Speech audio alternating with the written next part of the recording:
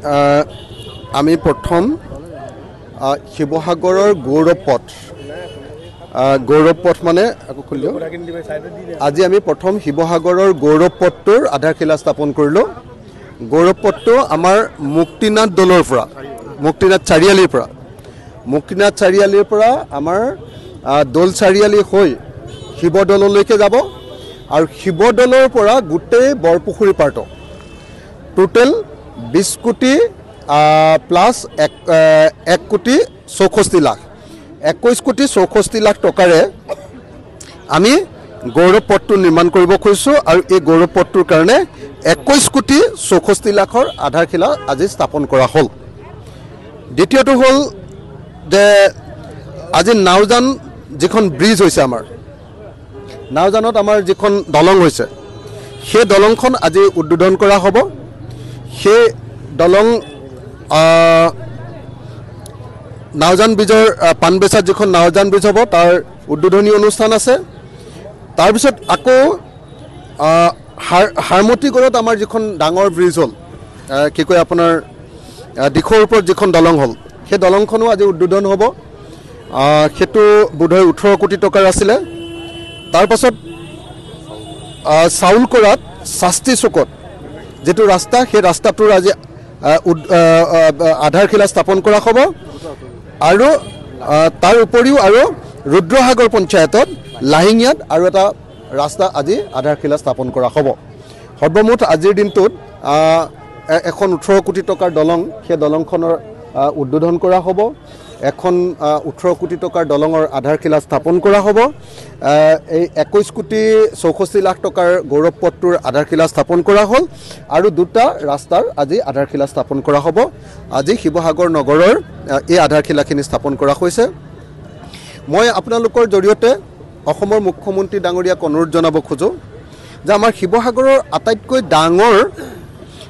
আটাইতকৈ ডাঙৰ অভাৱটো হৈছে শিৱসাগৰ নগৰৰ ঠেক ৰাস্তাবিলাক আৰু ড্ৰেইনৰ অভাৱ আপোনালোকে সকলোৱে জানে যে শিৱসাগৰ এখন ঐতিহাসিক ঠাই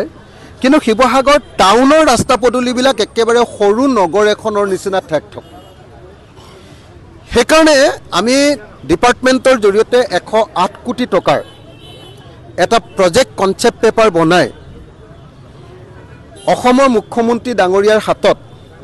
ইতিমধ্যে মৌখিকভাৱে কথাখিনি কৈছোঁ আৰু মুখ্যমন্ত্ৰী ডাঙৰীয়াৰ হাতত আমি জমা দিম যে গোটেই শিৱসাগৰ নগৰৰ ৰাস্তা পদূলিখিনি বহল কৰিব শিৱসাগৰ নগৰৰ ড্ৰেইনেজখিনি নতুনকৈ নিৰ্মাণ কৰিব আৰু শিৱসাগৰ নগৰৰ সৌন্দৰ্য বৰ্ধনৰ কাৰণে 108 কোটি টকাৰ এটা প্ৰজেক্ট আমি অসমৰ মুখ্যমন্ত্ৰী ডাঙৰীয়াক এখন কনচেপ্ট পেপাৰ আকাৰত কাইলৈ পৰহিলৈ দাখিল কৰিম আৰু অসমৰ মুখ্যমন্ত্ৰী ডাঙৰীয়াক আমি অনুৰোধ জনাইছোঁ যে অহা ফেব্ৰুৱাৰী মাহত বা মাৰ্চ মাহত আমাৰ শিৱসাগৰত যিখন কেবিনেট বৈঠক অনুষ্ঠিত হ'ব ইতিমধ্যে মুখ্যমন্ত্ৰী ডাঙৰীয়াই মোক কথা দিছে যে কেবিনেট বৈঠক অতি সোনকালে শিৱসাগৰত হ'ব সেই কেবিনেট বৈঠকতে যাতে আমাৰ শিৱসাগৰ নগৰৰ এই ৰাস্তা পদূলিৰ 108 কোটি টকাৰ প্ৰজেক্টটো যাতে চেংচন কৰি দিয়ে তাৰ কাৰণে মই মুখ্যমন্ত্ৰী মহোদয়ক অনুৰোধ জনাইছোঁ ইতিমধ্যে মুখ্যমন্ত্ৰী মহোদয়ে আমাৰ শিৱসাগৰ নগৰৰ চাৰ্কিট হাউচটো দিছে ইতিমধ্যে আপোনালোকে সকলোৱে জানে যে আমাৰ শিৱসাগৰ নগৰৰ পানী যোগান আৰবান ৱাটাৰ সাপ্লাই স্কিমটোৰ কাৰণে 55 কোটি 10 লাখ টকা যোৱা 1 জানুৱাৰী তাৰিখৰ দিনা তেখেতে চেংচন কৰি দিছে গতিকে তেখেতক ধন্যবাদ জনাইছোঁ আৰু আপোনালোকে নিশ্চয় এইটো কথাও জানে যে যোৱা 1 জানুৱাৰী তাৰিখৰ কেবিনেটত অসমৰ মুখ্যমন্ত্ৰী মহোদয়ে তলাতল ঘৰ প্ৰকল্পটোৰ কাৰণেও তাৰ ডিপিআৰ প্ৰস্তুত কৰিবৰ কাৰণে ইতিমধ্যে টেণ্ডাৰ কৰাৰ ব্যৱস্থা কৰি দিছে গতিকে এইকেইটা ডাঙৰ উপহাৰ আমাৰ শিৱসাগৰবাসী ৰাইজক দিছে গতিকে মুখ্যমন্ত্ৰী ডাঙৰীয়াক ডেফিনেটলি মই শিৱসাগৰৰ সমষ্টিৰ বিধায়ক হিচাপে ধন্যবাদ জনাইছোঁ কিন্তু মই আটাইতকৈ বেছিকৈ কৃতজ্ঞ হৈ ৰম মুখ্যমন্ত্ৰী ডাঙৰীয়াৰ ওচৰত যেতিয়া শিৱসাগৰ নগৰৰ ৰাস্তা পদূলি আৰু ড্ৰেইনেজ ছিষ্টেমটো বহল আহল কৰিবৰ কাৰণে আমি যেটো প্ৰজেক্ট দিছোঁ সেইটো যেতিয়া পাছ কৰি দিব আৰু কেবিনেট বৈঠক শিৱসাগৰত বহুৱাই এই প্ৰজেক্টৰ আধাৰশিলা স্থাপন কৰি দিব তেতিয়া আমি শিৱসাগৰবাসী ৰাইজ হিচাপে মুখ্যমন্ত্ৰীৰ ওচৰত নিশ্চিতভাৱে কৃতজ্ঞ হৈ থাকিম মই এটা কথা স্পষ্ট কৰি দিওঁ যে মই বিৰোধী বিধায়ক হৈও শিৱসাগৰ সমষ্টিৰ উন্নয়নৰ কাৰণে মুখ্যমন্ত্ৰীক মই এই প্ৰশ্নবিলাক প্ৰস্তাৱ আকাৰে বাৰম্বাৰ উত্থাপন কৰি আছোঁ আৰু মুখ্যমন্ত্ৰীয়েও সময়ে সময়ে সন্মান প্ৰদৰ্শন কৰি আহিছে গতিকে তেখেতক মই নিশ্চিতভাৱে শিৱসাগৰ সমষ্টিৰ বিধায়ক হিচাপে ধন্যবাদ জ্ঞাপন কৰিছোঁ